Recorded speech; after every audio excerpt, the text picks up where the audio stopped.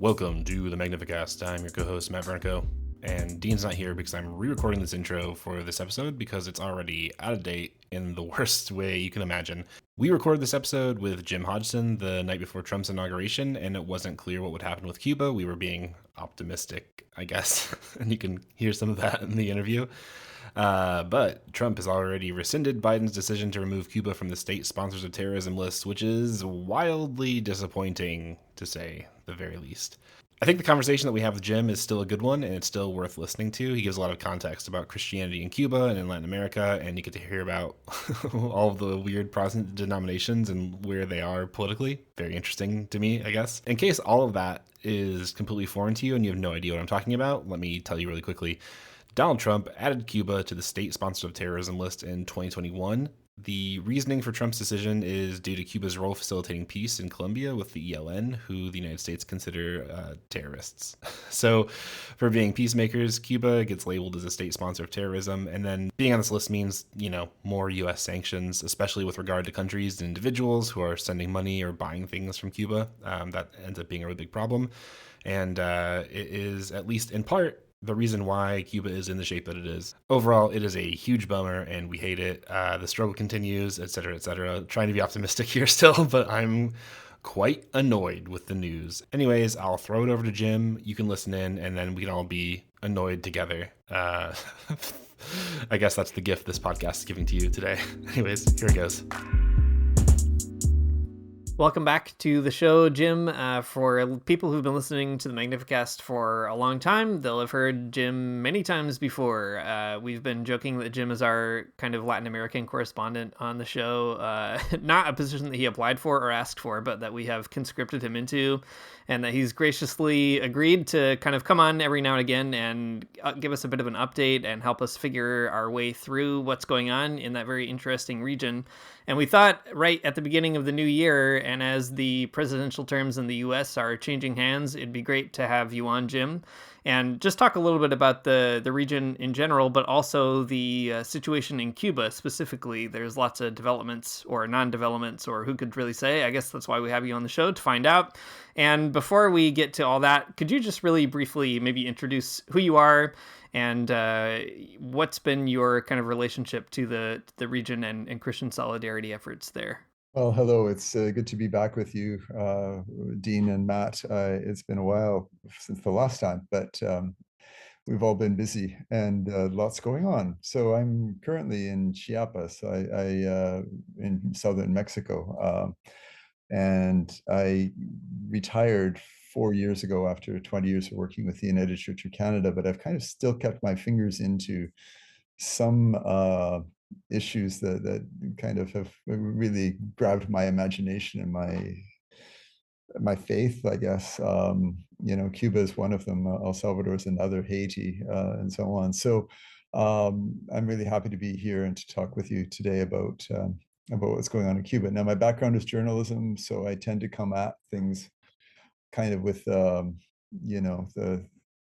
a solid lead at the top and then more detail to follow. So it's kind of a mode of how I will talk, I think. Yeah, well, good. It's great to have you back.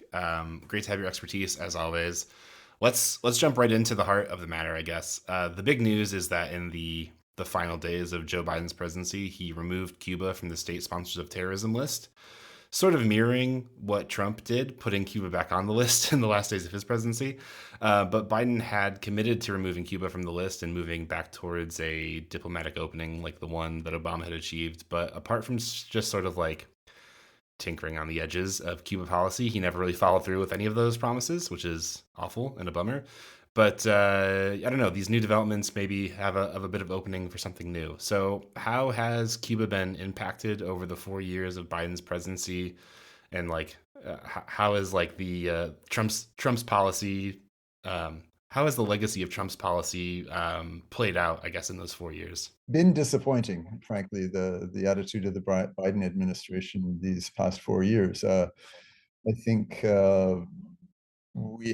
everybody's hopes had been lifted for a much more normal kind of relationship after 2016, when the president of Cuba, Raul Castro, and the president of the United States, Barack Obama, announced they would reestablish diplomatic ties, that they would sit down to have conversations about the problems that they each faced, how they related to each other, that they were going to have kind of a mature relationship finally.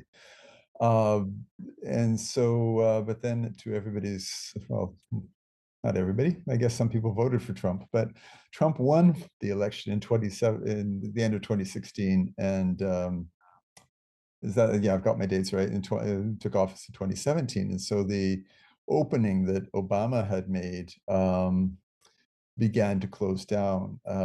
So Trump did take some steps fairly early on, but the major step that he took was right at the end of his administration in January of 2021, when he put Cuba back on this list of state sponsors of terror. And this is a list that the United States has maintained. Well, I'm not quite sure for how many years, but the first time I ran across it was they put Cuba on the list in the 1980s over the Central America wars. They saw that, or they believed that Cuba was assisting the guerrilla movements in places like El Salvador and Guatemala and Honduras, as well as supporting the Sandinista government in Nicaragua in the 80s. So Cuba has been on and off that list. What it meant when Trump put Cuba back on the list was it made it much harder to have financial transactions with Cuba. So because of that terror designation, you had to show, if you were sending money to Cuba, you had to show you weren't supporting the government or any of the government institutions, which is a little tricky in a socialist society where a lot of institutions have relationships with the government. So it also had extraterritorial implications because Canadian banks, for example, want to work in the United States, and they kind of have to, by Canadian law, continue to relate to Cuba. So, for those of us in institutions that had financial relationships in Cuba, like my former employer, we had to go through a whole lot of hoops to be able to share resources with partners. And these are churches or church institutions. So it's totally open, totally transparent. They are autonomous from the government and so on. But the last 4 years have been really hard. A lot of organizations just couldn't deal with the bank's bureaucracies, or the banks refused to handle the transactions.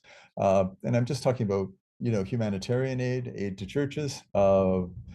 When you come to commercial transactions, like selling something to Cuba or buying something from Cuba, that became almost impossible. So, for ships transporting oil, if you transport oil to Cuba, then you can't enter a US port afterwards for, I think, 6 months. So that all became much more difficult. So these past 4 years were more difficult. And then on top of that, the COVID-19 pandemic just devastated the Cuban tourist industry. So all of a sudden, Cubans have been making do with a lot less money, and it's been much more difficult to send help. So that's kind of what has happened these past 4 years. And so meanwhile, the churches, the human rights organizations, 190 countries around the world have pressed for change, like that sanctions or blockade approach by the United States doesn't work and shouldn't work, shouldn't be applied. So we've all never let up on pressing Biden to ease Trump's designation of Cuba as a terrorist supporter for the sake of the people in Cuba who, in this time, really needed some extra help. So what has that meant concretely? This fuel shortages. I mean, countries like Venezuela and Mexico have stepped up and provided fuel, but there's also electricity shortages because they can't get the equipment they need to repair an aging electrical infrastructure. They don't have, because there's not enough fuel, you can't pick up garbage because there's a lack of imported medicine, some people can't get the medical attention they need. Now, Cuba produces medicine of its own, but there's just not enough of everything for everybody right now. So it's created real hardships. So I think people who've been there in the past couple of years say all the time, well, people look thinner. The people who we worked with at the Cuban Council of Churches had trouble getting to the office because of, public transit issues. There's not enough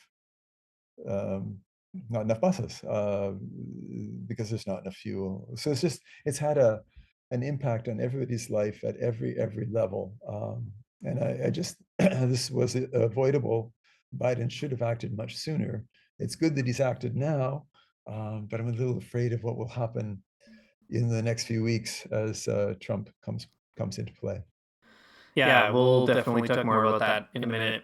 And thanks for sharing about kind of what's going on there. I wonder too, just given the unique role that you've had through the United Church in kind of the solidarity efforts between Canada and Cuba, but also just the sort of ecumenical solidarity movement more broadly with Cuba. I wonder if you could speak to even how some of those church efforts among Cuban Christians have been impacted by by the challenges with getting funding to them. Like, what kinds of programs might they be supporting or doing regularly, or the kinds of things that they're trying to fund that maybe is made more difficult by being on the state sponsors of terrorism list. And I guess I ask because one way that these kinds of policy choices get sold to the U.S. public and abroad is to say, if we put Cuba on the list, then the government won't be able to enrich itself and so on and so forth. But in fact, it's all these other people doing really good work in Cuba who ultimately suffer. So maybe just give us a bit of a picture of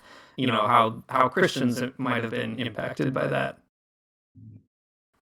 Well, I think the people who participate in the Cuban churches are like other Cuban citizens, and so they're affected in their personal lives by the shortages that I mentioned earlier. I guess institutionally, the Cuban churches, I think, since the revolution, have always tried to see themselves as being of service to the people of Cuba and to uphold a very active role as suppliers of public services. So the food programs for the elderly, like what do you call that? Like delivering food to senior citizens in a city like Cardenas in Cuba, and they deliver them now by bicycle.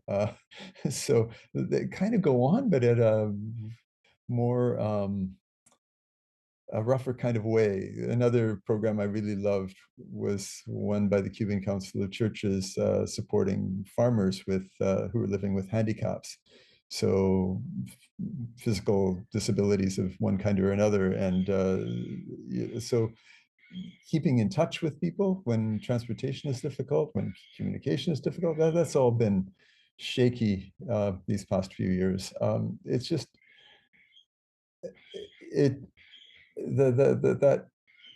that state sponsors of terrorism was like a slur against Cuba. There's no, I mean, it was put there in recent years because Cuba was supporting peace negotiations in Colombia with the more difficult of the guerrilla armies, the Army for National Liberation, ELN.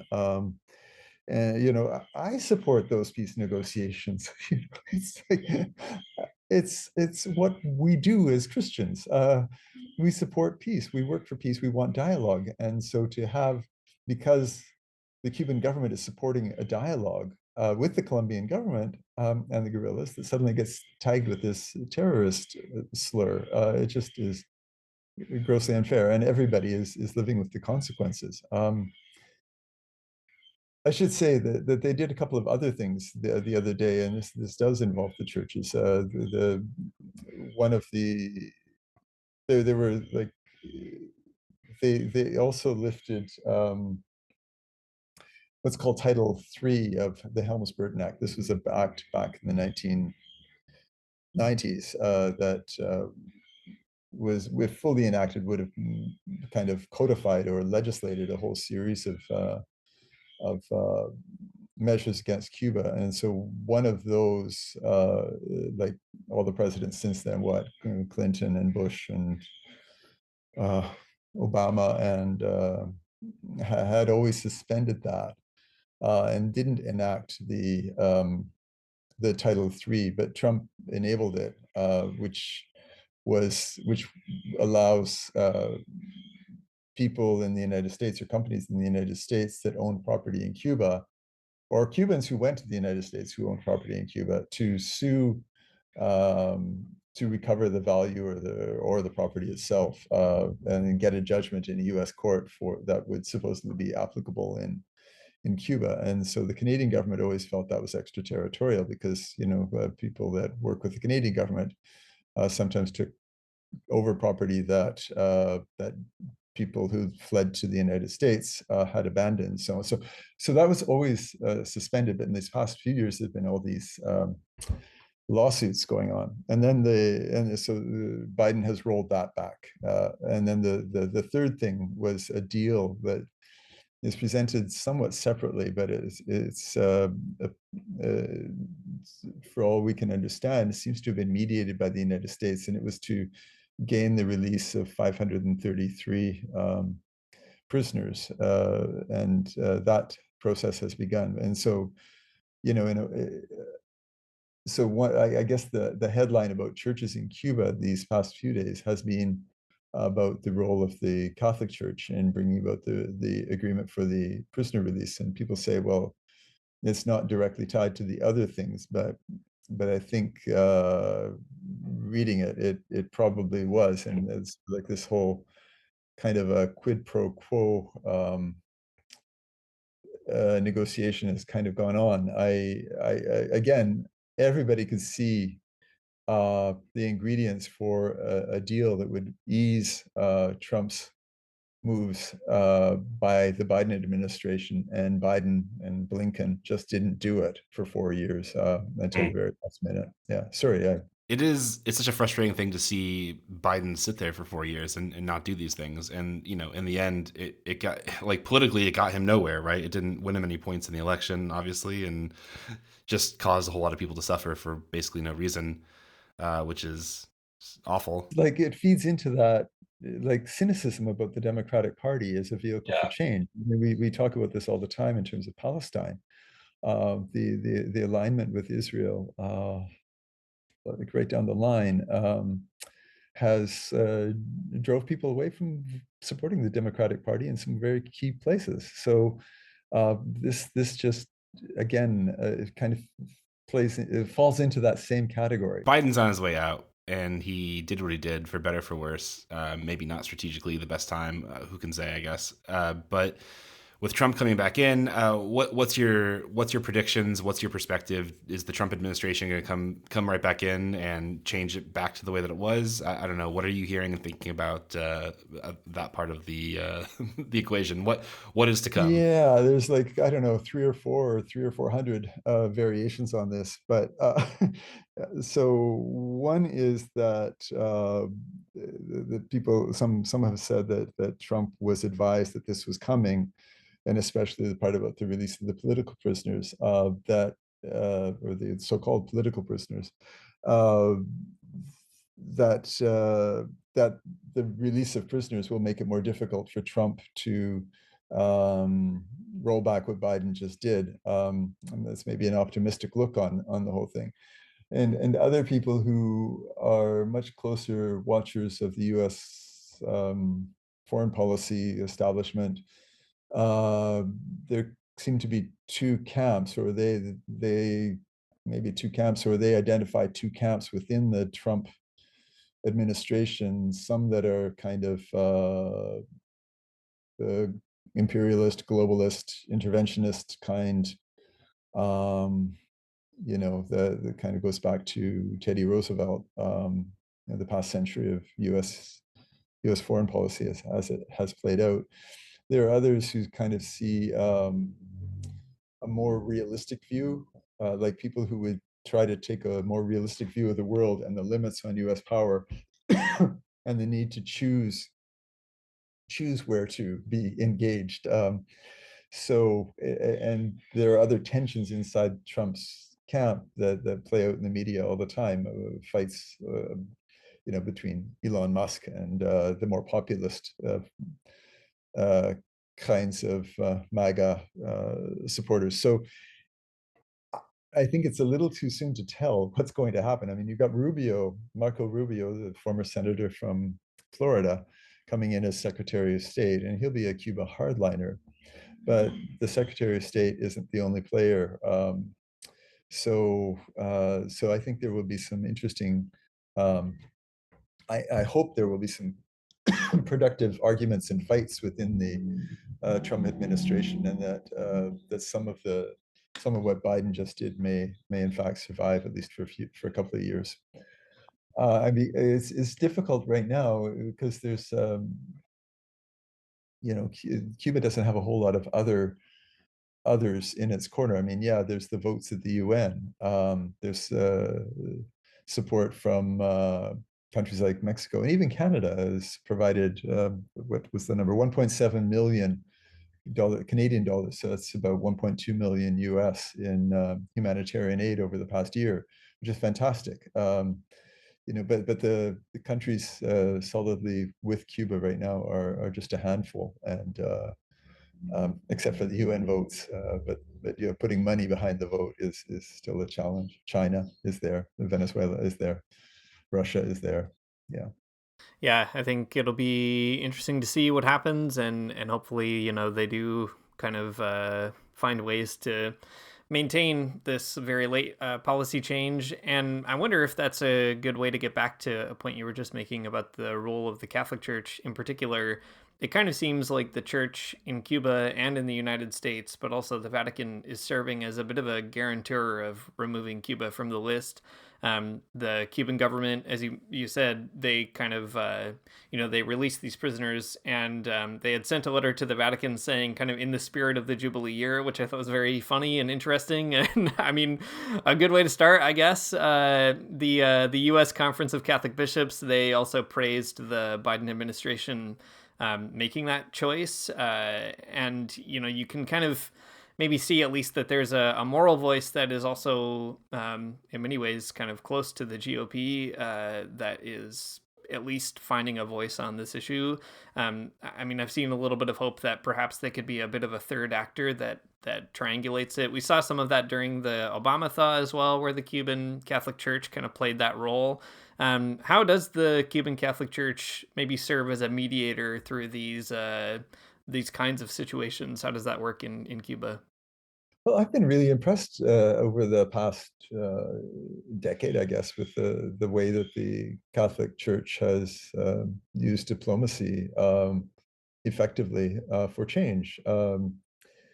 And you're bringing about the rapprochement with Obama was brilliantly managed. This time, it seems like some are giving credit to Cardinal O'Malley, the recently retired Archbishop of Boston, for playing a role here. Previously, it was the Cardinal from Havana, Ortega, and so I did try to look at who was involved, but it's a little tricky to discern who did what and when. But I think Pope Francis has had a good relationship with the Cuban leadership over the years, a frank one, and I think that goes back even to the more conservative popes who tried to keep good channels of communication open.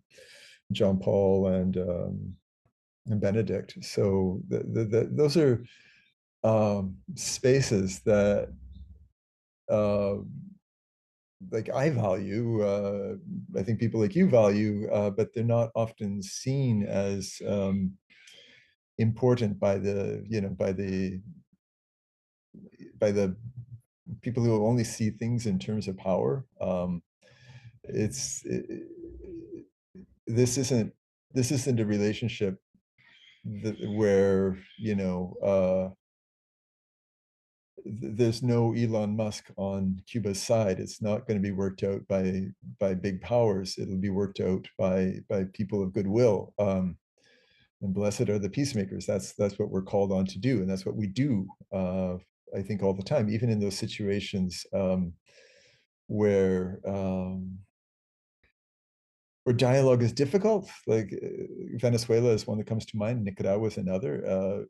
You just struggle through to try to open spaces for people to talk to each other and to try to get to new ways of understanding each other, and still hold on to good values like public housing, education, healthcare, and so on. Not lose those in for the sake of negotiation. And I think Cuban government has been welcoming of that role that the Catholic Church has played, and it's another sign of the ways that the churches kind of across the board in Cuba see themselves as useful in the context of the Cuban Revolution. Yeah, Dean got to ask the question about the Catholic Church. That makes sense. I guess I have to ask the question about the Protestant Church, which is maybe more unfortunate. Yeah, are there any other Protestant churches that are kind of playing any kind of like diplomatic role in that, or is it more like on the evangelical side of the things where they're playing maybe an antagonistic role? There's a range of Protestant churches in Cuba, and a good number of them would be more fundamentalist in terms that we would understand. The historic Protestants are also a fairly large number. And so you have there churches like the Presbyterian Church. There are 3 different Baptist federations. One of them is very progressive. The Episcopal Church, Episcopal Anglican Church, the Lutheran Church. They're the Quakers, generally really willing to engage with the Cuban state. The one that is kind of a bit of a standout the other way would be the Methodist Church in Cuba, which has kind of always seen itself as not always, the last 25 years has kind of seen itself as the post-revolutionary church, the church that will be there for the people after whatever we've built has collapsed. So the kind of respectfully dissident and hard to deal with. Like for me, I think I only met with the head of the church once, and they pulled back from their ecumenical engagements 15, almost 20 years ago, I guess. No, 20 years ago.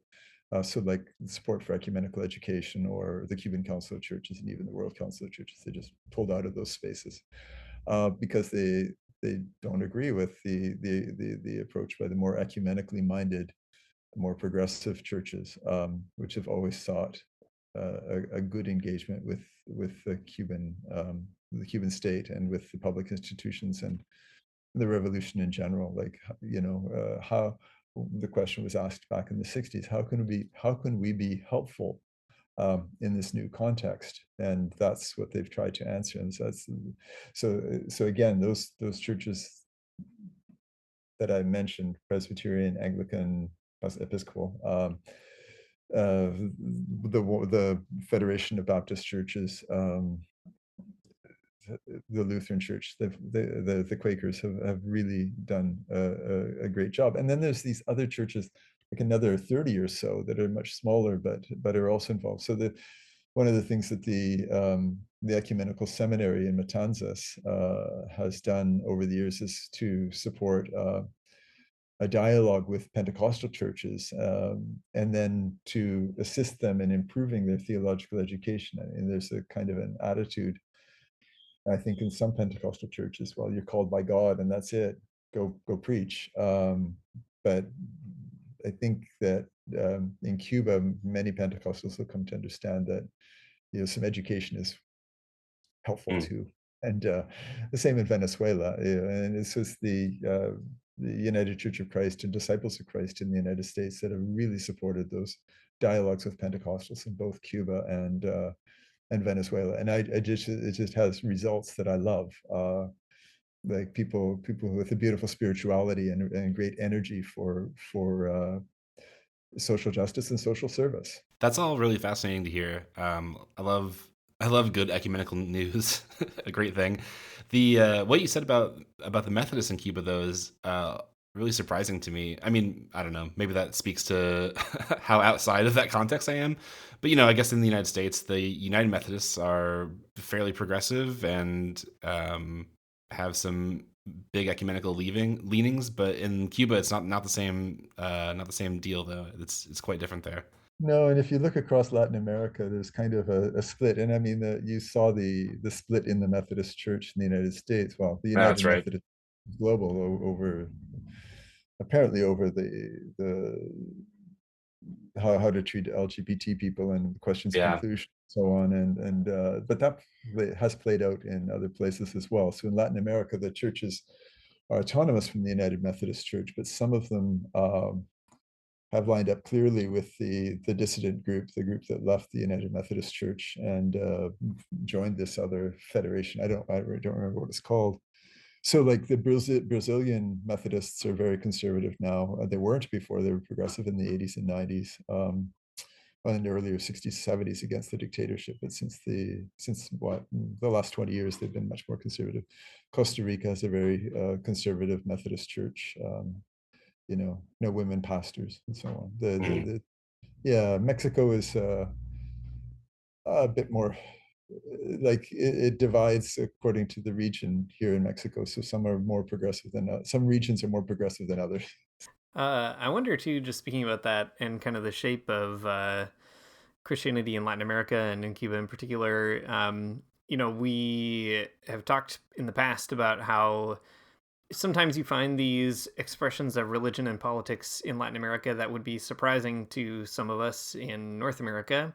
For example, I remember years ago now, it must have been, when we had you on to talk about some events in Venezuela, you were talking about a kind of group of, staunchly sort of Chavista evangelicals and kind of socialist minded evangelicals. And I know in Cuba, there's also kind of a lot of interesting movement along all that. Like, as you mentioned, there's a bit of a rise of fundamentalism in Cuba that the kind of ecumenical churches seem to be engaging. And then there's these kind of surprising things where in North America, you might kind of associate, rightly or wrongly, Pentecostalism with fundamentalism or a kind of automatically right-wing Christianity. But in Cuba, there's maybe something more interesting or plural or different going on. Could you speak to some of that? Maybe like what might be some of those differences where a progressive kind of political orientation, for lack of a better word, is maybe lined up with a certain kind of spirituality that we might reflexively or wrongly assume is a conservative a recipe for conservatism. Yeah, it does play out differently in Latin America from North America, and I don't know the Pentecostal churches in the United States or Canada very well. My impression from Canada is that they tend to be quite conservative and line up with the evangelical and quite conservative political values. And but then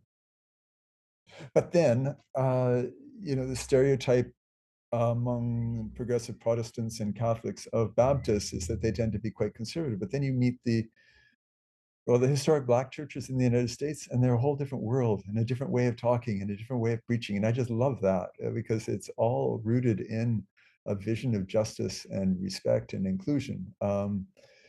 And so in Latin America, um, there's these Pentecostal churches. Well, like okay, a feature of Protestantism in Latin America tends to be a more Pentecostal style of worship. So, I saw this I guess, most clearly in Colombia, where maybe I was closer to the churches than uh, so in Colombia, you go to a Presbyterian church or a Methodist church, and they're quite progressive politically and socially and so on. But the style of worship is, 4-hour Pentecostal worship service, and they're Methodists. Yes, they will get to get around to preaching, and they will get around to celebrating communion. But there's a whole lot of Pentecostal worship there, and so what you see in events like the peace referendum in Colombia in 2016, I believe it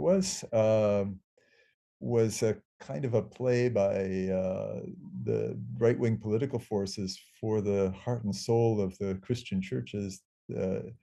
And so they played the peace accords that had been achieved, again through negotiations in Havana, but with the other guerrilla army.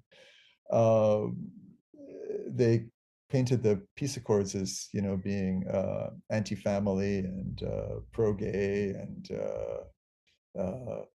they just kind of did a political campaign that was painting stereotypes of what the peace accords said about who the victims of the war were and what the crimes were like. Um, so that kind of awoke for me an even more urgent need to support education programs that help people to discern fake news, I guess we could say in North American terms, from what's really going on. And I think that certainly in Colombia, but I think in other countries too, that the sort of historic Protestant churches and some elements of the Catholic Church have said, okay, we have to take more seriously um, different kinds of education for church leaders, but also for our own people, so that they can understand better the different political proposals that are made.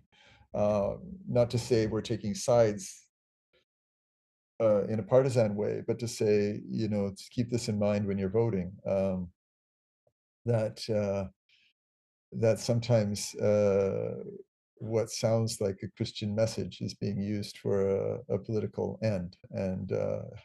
And then, like, I guess another thing I tried to do, especially these past 5 to 10 years, even since I retired, was to support the more progressive church leaders so that they will speak out. And so what they would do on television in Colombia always was they would have a conservative church leader and then an LGBT person on TV talking to each other, instead of a conservative church person and a more progressive church person. Like, it should be that the more progressive churches engage more openly on issues of public debate. So I was really happy in Cuba in the debate a few years ago towards the reform of the family law there, that the progressive churches did speak out. And that helped to win the referendum on that was really important to me, this referendum on inclusion. So this is still an ongoing story. How do churches engage politically? And I mean, it's a story in the United States too, and Canada, as we head into our next electoral period. So, but I think that the Trump message played to in the United States to a certain right-wing Christianity that doesn't have to fall for that. There are tools that can be used to help people see things more clearly. Yeah, wow, that's such an interesting, an interesting story, interesting set of observations. It always strikes me about how, well, if you just look at Christianity within the United States and Canada, it can be such a boring story where you have people on the right who are, I don't know, racist and xenophobic, and everything else that comes with conservatism, and then the people on the left are sort of like weird middle of the road people, just like Democrats. I don't know. Dean and I have spent a lot of time this past election season talking about evangelicals for Harris and so on. But anyways, it's just interesting to hear about Christianity from other places in the world where faith and politics are a little bit more exciting than just like people posting on Twitter about Joe Biden or Kamala Harris. All very cool to hear about. Maybe we can take a step back and talk more about about the situation with regards to Cuba and maybe like what's coming. We talked about this a minute ago. You mentioned Marco Rubio as the Secretary of State, and he's not the only, he's not the only player kind of at with any power in the situation with regards to the future of Cuba and Cuban solidarity. I guess like what do you think? I guess what I want to hear from you is like what's the worst that could happen, and then like maybe what is some possibly better outcome with Marco Rubio in that particular spot. Yeah, I mean, I guess the worst that could happen would be a collapse of the whole thing. I mean, it's I think for progressives in Latin America, even people who aren't necessarily communist or Marxist-Leninist, they look to Cuba. We look to Cuba as a place where the priority has been on the people, the education, healthcare. You have in Cuba the 10 million best educated people in Latin America. They triumph at the Olympics. They make great films. They uh, write great stories. It was this incredible small society that's had a global impact in in huge ways. I mean, the medical the support by Cuba to medical efforts in Latin America and Africa has just been enormous. And you meet Cuban doctors almost everywhere you go. I met the most in Haiti in recent years. So the worst is that it just collapses, and then you would get well, there's a number of scenarios. Some people would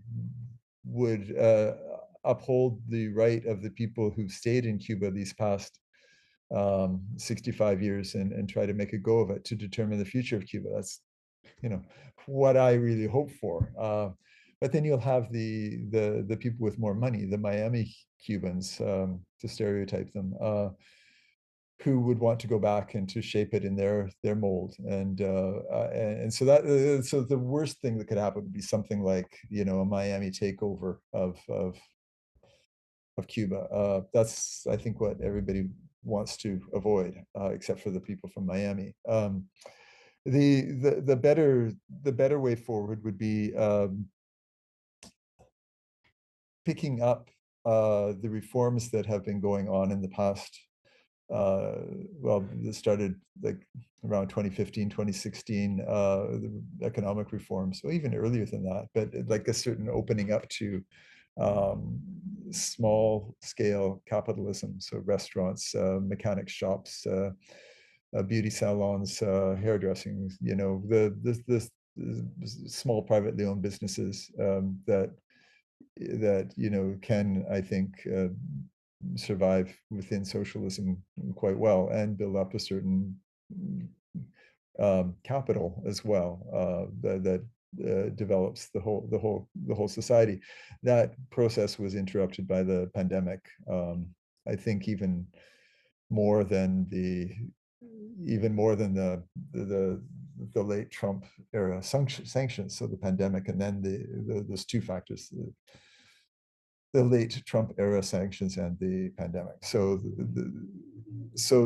getting back on track with the economic reforms, but that requires getting a much more active economy going again, and access to resources like fuel and spare parts for the electrical system, and the being able to buy, having cash to be able to buy the things that you can't produce. Another problem for Cuba, I think, in the last 20 or so years was they didn't do it. These are public policy issues in Cuba, and they're debated there all the time. But the government didn't support agriculture in the way that agriculture needs public support. I think in the United States, for good or ill, the U.S. government has seen a role for itself in supporting farmers. Canada less so, but Cuba needed to do more in supporting farmers, and as it moved away from the old collective farms and into something new, and it just didn't really happen effectively. And so picking up the economic reforms. So I don't know. There are the other models like Vietnam and China that get criticized, but they kind of work. So what elements from those experiences can be adapted? for Cuba. And I mean, I always find it ironic that the United States fought this horrible war in Vietnam, yet has normalized relationships with Vietnam. And why won't it do that with Cuba? Well, because they still don't want a good example of a different way of doing things in Latin America. And that's been the struggle all along, that Cuba wants to do things in Cuba's own terms. And the United States doesn't want Cuba or any other country in the region to do things on their own terms. There's only one way to do things, and that's the US way. And that just breaks my heart. Yeah, well, speaking of maybe doing things on their own terms and kind of the challenges of global politics and geopolitics and all these kinds of things, we've had you on the show to talk about lots of different situations in the past: Cuba before, Venezuela, Nicaragua, etc. And you've mentioned Haiti, all situations that have become, I think, increasingly more complicated since we've talked about them over a long period of time. And I mean, what are you thinking about the region these days? Are you noticing any trends or challenges or opportunities? It sort of feels like the wave of optimism that might have swept the region, 20 years ago or so has kind of crashed. At least it can seem that way externally, and commentators tend to talk that way. But how are progressive Christians maybe responding to these developments? How is the region, looking to do things differently? Of course, you're in Mexico, where Scheinbaum is responding to Trump, at least rhetorically, much more effectively than our own government here in Canada. Any kind of waves of hope? What are you thinking, reflecting on the region these days? Well, it's been really interesting to be here in Mexico these past 2 months, and the so there's like kind of these recent headlines, like, again, like Trump threatening to retake the Panama Canal, Trump threatening to turn Canada into its 51st state, Trump threatening to take Greenland, and those kinds of things. They seem like rhetorical flights of fancy. Like, in real terms, it would be really hard to do, but it still sort of sets off this alarm in Canada, in Panama, and Europe, in some parts of the United States too, I know.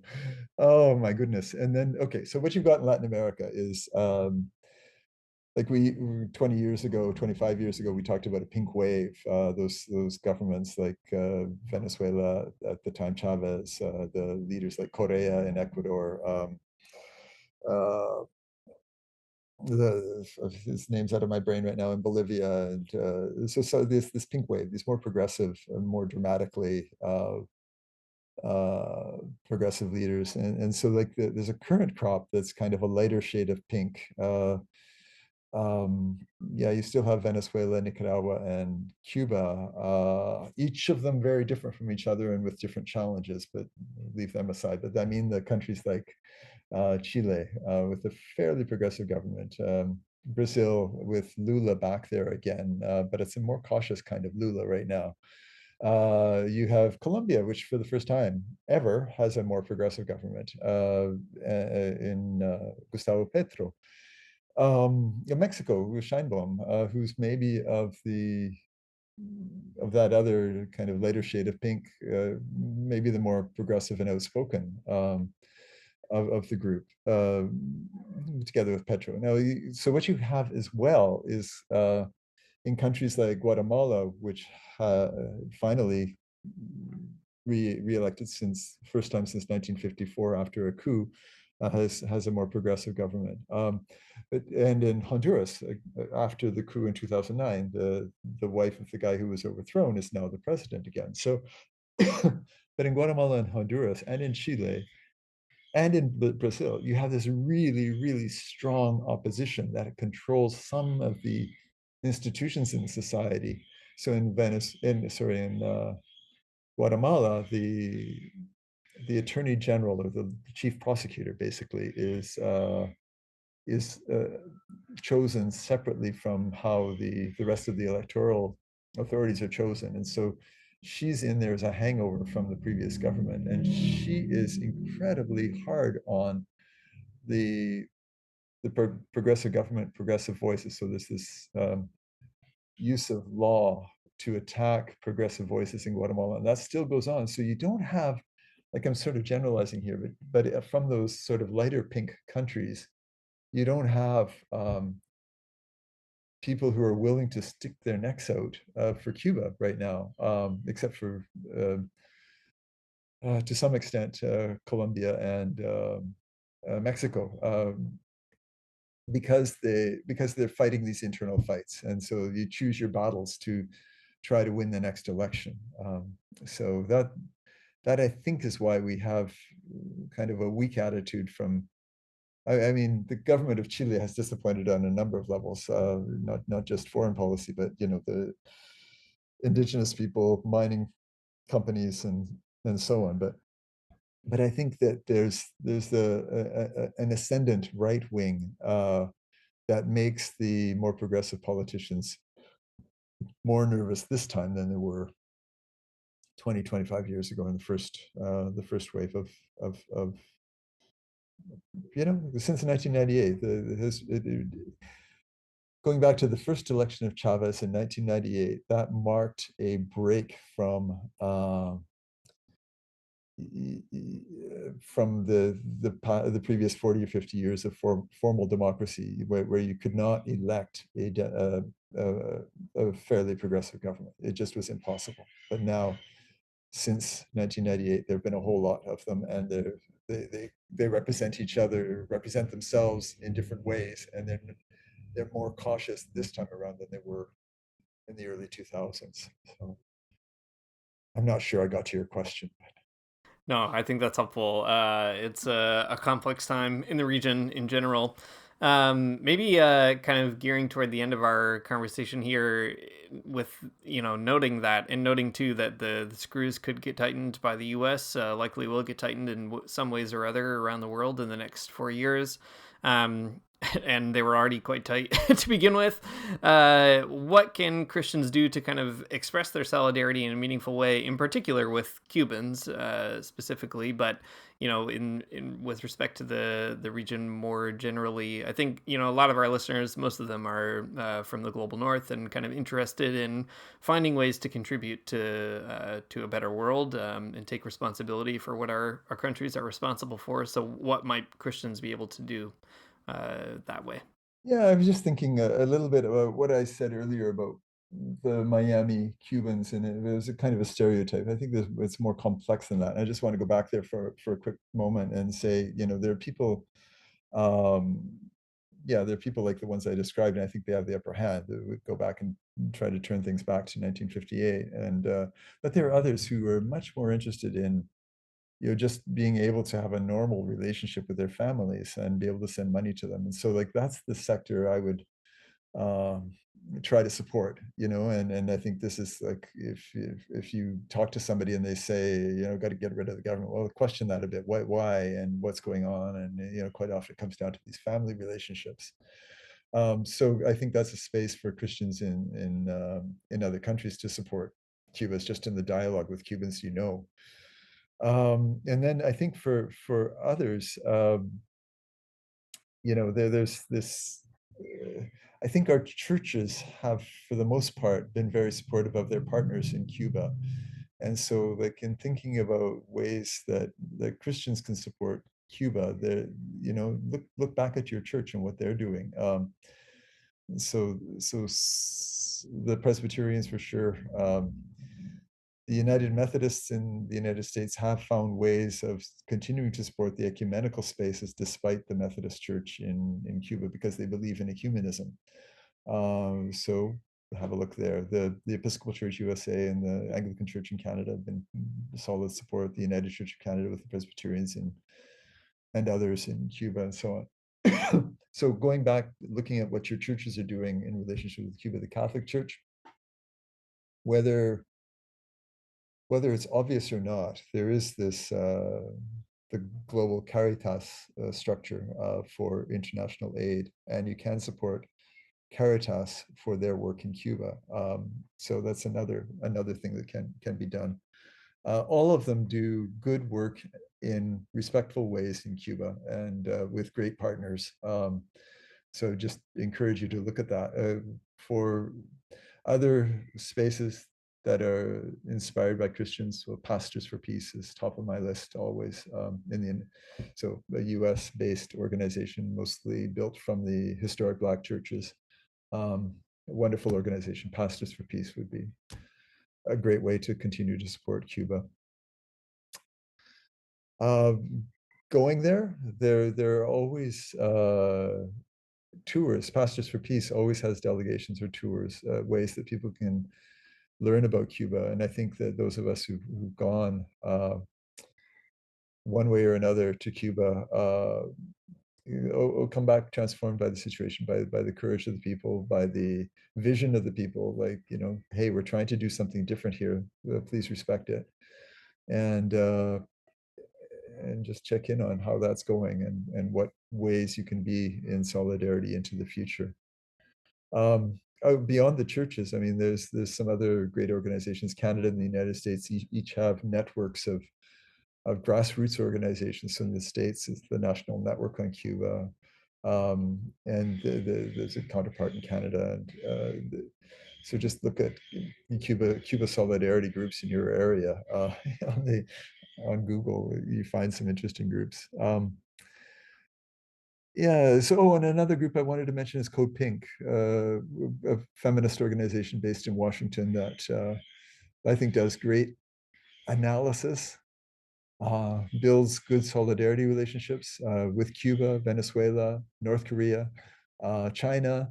They try to look behind the headlines and behind the kind of the structured enmity that we all hear about. Like, the banning TikTok is such a silly, trivial move by US power. And it's, I think they really want the money. They're not really concerned about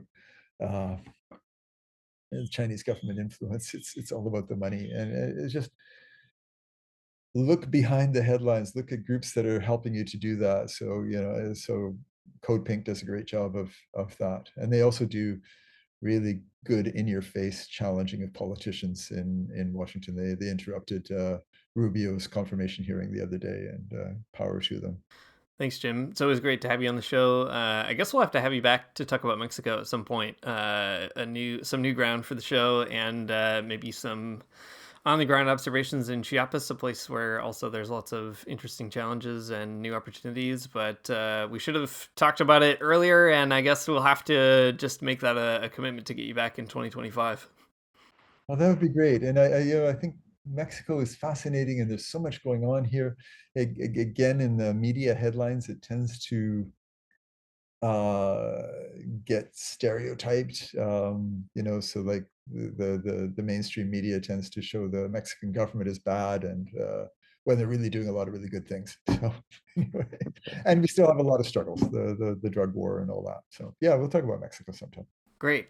Well, until then, Jim, great to have you back, and good luck, stay safe, and we'll talk to you again very soon. Thanks very much. It's great to talk to you both, and good luck in all you're doing. Yeah, thanks, Jim. All the best. Thanks for listening to the Magnificast. If you like what you heard, you can support us on Patreon at patreon.com/the Magnificast. If you support us at $1 or more, you can get an invite to our cool behind the paywall Discord channel where we're talking about, I don't know, lots of stuff. Reading the Bible together. I always try to recap about whatever we talked about in the past week on every episode, and I can't do it this time. We shared memes. I shared a great nun meme earlier today. Maybe you guys can take a look at that. It's pretty fun. Anyways, you should join us and be a part of the big community of listeners on the Magnificast. And you too can, I don't know, contribute to whatever this whole thing is in some way. It's great. Our intro music is by Amara Armstrong. Our outro music is by The Logical Spoon. And we'll see you next time.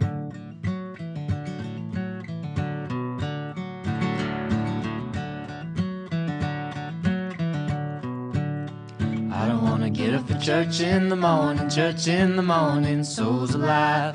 Heaven come to earth and there won't be no church. We'll meet down by the riverside. There we'll swim with all creation.